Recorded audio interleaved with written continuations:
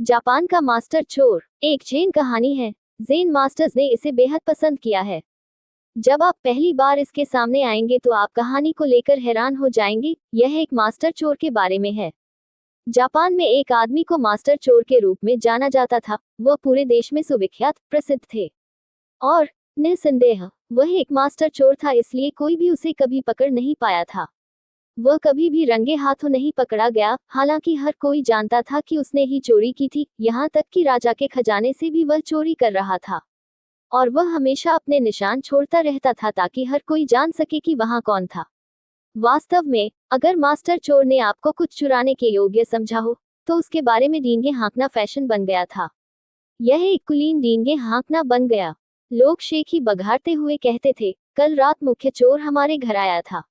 लेकिन वह आदमी बूढ़ा हो रहा था और एक दिन उसके छोटे बेटे ने उससे कहा, अब तुम बूढ़े हो रहे हो, मुझे अपनी कला सिखाओ। पिता ने कहा, तो फिर आज रात मेरे साथ आओ, क्योंकि यह कोई ऐसी चीज नहीं है जिसे सिखाया जा सके। तुम केवल मेरी भावना को ही आत्मसात कर सकते हो। यदि आप पर्याप्त बुद्धिमान हैं तो आप इसे पकड़ सकते हैं। मैं इसे आपको सिखा नहीं सकता, लेकिन आप इसे पकड़ सकते हैं। मैं इसे आपको नहीं दे सकता, लेकिन आप इसे प्राप्त कर सकते हैं। हम देख लेंगे। तुम आज रात मेरे साथ आओ।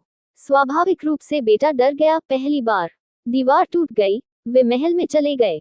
बुढ़ापे में भी पिता के हाथ एक सर्जन की तरह थे, अटल अटल। हालांकि वह बहुत बूढ़े हो रहे थे, बिना किसी डर के, जैसे कि वह अपने ही घर में काम कर रहे हों, दीवार तोड़ रहे हों। उसने इधर उधर देखा भी नहीं। उसे अपनी कला पर पूरा यकीन था। और वह युवक कांप रहा था। ये सर्दी की रात थी और उसे पसीना आ रहा था। लेकिन पिता सब कुछ चुपचाप कर रहे थे। तभी पिता घर में दाखिल हुए।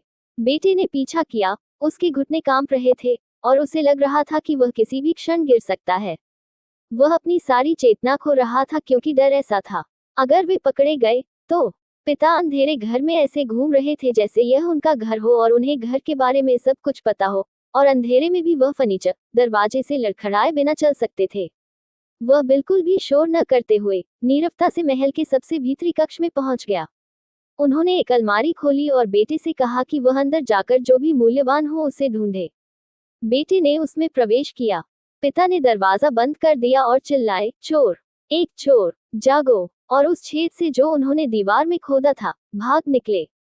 अब ये तो बहुत ज्यादा हो गया। ये बात बेटे को समझ नहीं आई। अब वह अलमारी में बंद है, कांप रहा है, पसीना बहा रहा है और पूरा घर जाग रहा है। लोग चोर को ढूंढ रहे हैं। ये कैसा पिता है? उसने मेरी हत्या कर दी है, उसने सोचा। और यह कैसी शिक्षा है? यह आखिरी चीज है जिसकी उसने कभी कल्पना भी नहीं की होगी। उसने उसके लिए एक जीवित दुष्स्वप्न रच दिया है। अब उसका पकड़ा जाना निश्चित है। और उसने बाहर से द्वार बंद कर दिया है। वह दरवाजा खोलकर भाग भी नहीं सकता।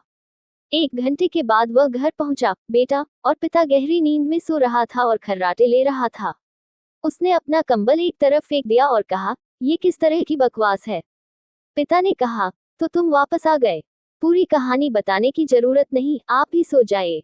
अब आप कला को जानते हैं, हमें इस पर चर्चा करने की आवश्यकता नहीं है। लेकिन बेटे ने कहा, मुझे तुम्हें पूरी कहानी बतानी होगी कि क्या हुआ था। पिता ने कहा, यदि तुम बताना चाहो तो बता सकती हो, अन्यथा मुझे इसकी आवश्यकता नहीं है। बस इतना ही पर्याप्त है कि तुम आए हो। अब कल रात से तुम खुद ही शुरू हो जाओ। आपके पास वह बुद्धि है, वह जागरूकता है जिसकी एक चोर को आवश्यकता होती है। मैं तुमसे बेहद खुश हूँ। लेकिन बेटा इतना अभिभूत था कि वह पूरी बात बताना चाहता था। उसने इतना अच्छा काम किया है। उसने कहा, बस सुनो, नहीं तो मुझे बिल्कुल भी नींद नहीं आएगी। मैं बहुत उत्साहित हूँ। तुमने तो मुझे लगभग मार ही डाला। पिता ने कहा, ये कठिन है, लेकिन एक गुरु को कई बार इसी तरह व्यवहार करना पड़ता है। मुझे पूरी कहानी बताओ, क्या हुआ? उन्होंने कहा, कहीं से भी, मेरी बुद्धि से नहीं, निश्चित रूप से मेरे दिमाग से नहीं, ये हुआ है।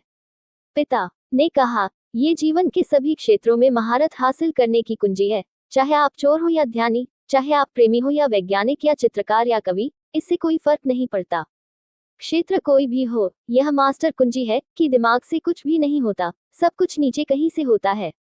इसे अंतर्ज्ञान कहो, इसे अमन कहो, इसे ध्यान कहो, ये नाम है, एक ही चीज के अलग अलग नाम।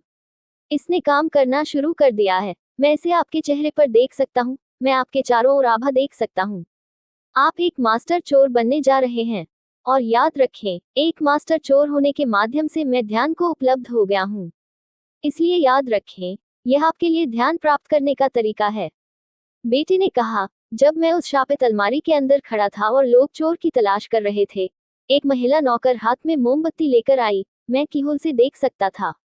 कहीं से कुछ मैंने ऐसे शोर मचाना शुरू कर दिया मानो मैं एक बिल्ली हूँ, और मैंने ऐसा पहले कभी नहीं किया।